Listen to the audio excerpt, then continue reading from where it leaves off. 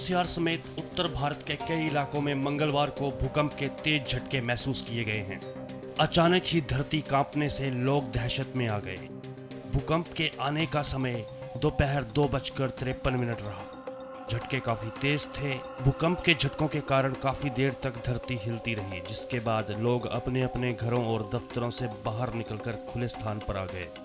राष्ट्रीय भूकंप विज्ञान केंद्र के मुताबिक इस भूकंप की तीव्रता 4.6 थी। इसका मुख्य केंद्र नेपाल बताया जा रहा है। मैं सेकंड फ्लोर पे बैठा हुआ था अपने हाउस टैक्स के लिए, तो मेरे को अचानक एकदम बैठे बैठे ही कुर्सी ऐसे हिलने लगी। तो मैंने सोचा शायद मेरे को कुछ तकलीफ़ ना हो, तो मैं 2 सेकंड के लिए देखा तो कुर्सी बहुत तेज़ी से हिल रही थी। फिर मेरे सामने जो ऑफिसर थे, मैंने उनको बोला कि सर चलो भूकंप आ रहा है, तो उनको भी फील हुआ और सामने बॉटल पड़ी थी पानी की, वो भी हिल रही टेबल पे। तो हम एकदम नीचे सबको बोलते हुए नीचे उतर आए हैं। मेरे को तो ये फील हुआ कि चेयर हिल रही है। फिर वो मेरे को पता लगा कि भूकंप से ऐसे आ रहा है, अंदर से वो फील हुआ। तो मैंने फिर सभी कमरे वाले को बोला कि मैं यहाँ से चलो कि कुछ सेकंड तक अर्थक्वेक ही आ रहा है। वो ये जो अभी का जो भूकंप जो आया है वो बेसिकली पश्चिमी नेपाल मतलब वेस्टर्न नेपाल रीजन में है, जो कि हमारे उत्तराखंड के रीजन से सटा हुआ है जोन है। और ये जो अर्थक्वेक जहाँ आया है वो हमारे जो 2 प्लेट्स हैं, जो इंडियन प्लेट और यूएसएन प्लेट, उसकी कोलिजन बाउंड्री पर आया है। और अगर पास्ट में भी अर्थक्वेक देखें तो यहाँ पर नवंबर में भी अर्थक्वेक आ चुके हैं। अभी रिसेंट में जनवरी में भी आए हैं, दैट इज 6.3 मैग्नीट्यूड का अर्थक्वेक था, ठीक है, जो कि दिल्ली में भी फेल्ट हुआ। अभी का जो अर्थक्वेक आया है वो अगर यहाँ पर आप मैप देखेंगे तो ये जो है 6.2 का है, जो कि बहुत सैलो डेप्थ पर था, मतलब 5 किलोमीटर डेप्थ पर आया अर्थक्वेक ही आया है, जो कि 14:51 पर आया। और अभी तक इस अर्थक्वेक के आने के बाद, क्योंकि जैसे बड़े अर्थक्वेक आते हैं उसके बाद उसके आफ्टर शॉक्स भी होते हैं, तो ये अर्थक्वेक जो अभी आए हैं उसके अभी तक हम लोग 2 आफ्टर शॉक भी रिकॉर्ड कर चुके हैं इस रीजन में। जैसे आप देख रहे हैं रेड वाला जोन देख रहे हैं, ये 2 आफ्टर शॉक उसी रीजन में 10 किलोमीटर के अराउंड में आ चुके हैं। और जैसा कि मैंने पहले ही बताया कि ये कोलिजन बाउंड्री यहाँ पर अगर पास्ट में भी देखें तो बड़े अर्थक्वेक आ चुके हैं, जैसे नवंबर में आए हैं 5.8 के, 6.2 के जनवरी में आए, और अभी जो है ये 6.2 का फिर ये अर्थक्वेक आया। ये सब जितने भी अर्थक्वेक हैं ये सब वेस्टर्न नेपाल में कंसंट्रेटेड है। और एक कोलिजन बाउंड्री जहाँ स्ट्रेस बिल्डअप होता है, और एनर्जी जब स्ट्रेस बिल्डअप होता है तो अगर उसकी जो रॉक की कैपेसिटी होती है उसके बियॉन्ड जाती है तो वो ब्रेक होता है, और ब्रेक होने पर अर्थक्वेक आते हैं। तो जैसे हिमालयन कोलिजन बाउंड्री अर्थक्वेक आते रहते हैं। अगर ये अर्थक्वेक देखा जाए तो कहाँ कहाँ फेल्ट हुआ, अगर इसकी इंटेंसिटी की बात की जाए कि इसकी इंटेंसिटी कितनी थी, तो अगर यहाँ पर देखें तो इस अर्थक्वेक की इंटेंसिटी अगर देखा जाए तो 6 था, जो कि हम लोग ने इमीडिएटली अर्थक्वेक जैसे डिसमिनेट किया उसका 6। और दिल्ली में अगर आप देखें तो ये स्लाइटली फेल्ट था, मतलब 3 की मैग्नीट्यूड थी दिल्ली रीजन को जो कवर करता है। और उसी दौरान अगर देखा जाए तो पब्लिक से बहुत रिस्पांस आया। देखिए अब तक हमारे पास 1 घंटे बीत चुके हैं अर्थक्वेक के, 70 रिस्पांस आ चुके हैं।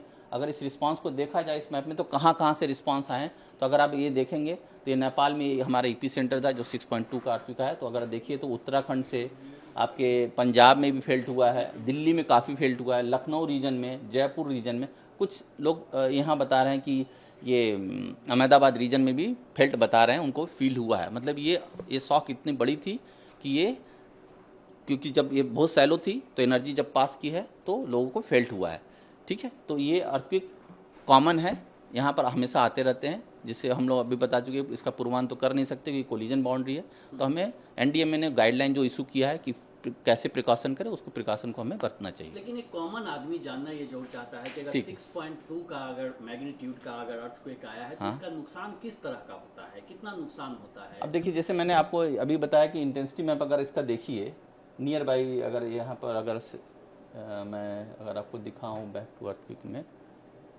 तो नुकसान की अगर बात करें तो 6 मैग्नीट्यूड है। अगर अच्छी क्वालिटी की बिल्डिंग है तो नुकसान की कोई गुंजाइश नहीं, केवल शेक होगा। लेकिन अगर पुअर क्वालिटी की बिल्डिंग है तो नुकसान की संभावना है। अभी इसका जैसे रिपोर्ट अगर हम ये बता रहे हैं, यहाँ पर अगर हम देखें कि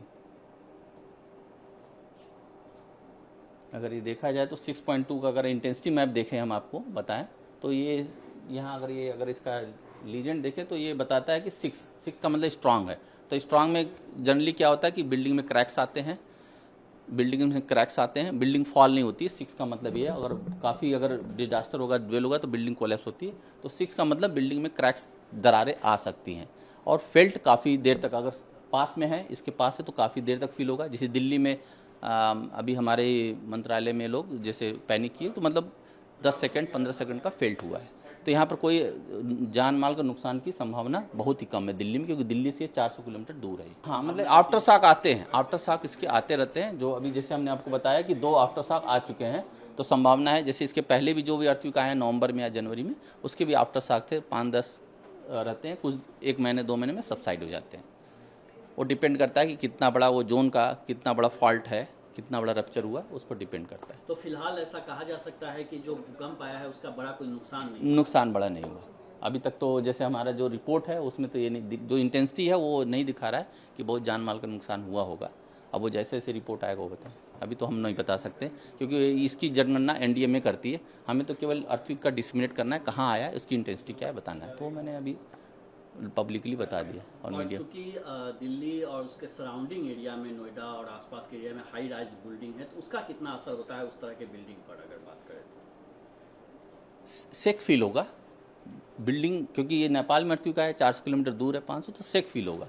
कोई नुकसान का कोई संभावना बहुत ही कम है, नुकसान की संभावना बहुत कम है, क्योंकि इंटेंसिटी यहाँ पर अगर आप देखिए, अगर इसका इंटेंसिटी देखिए दिल्ली में तो काफ़ी कम है। यहाँ देखिए, अगर ये देखा जाए तो अगर यहाँ देखा जाए तो स्लाइटली है, इस रीजन में जो इंटेंसिटी है बहुत ही स्लाइटली है, 3 के करीब। तो केवल सेक फील होगा, नुकसान की संभावना कम है हाई राइज बिल्डिंग में भी।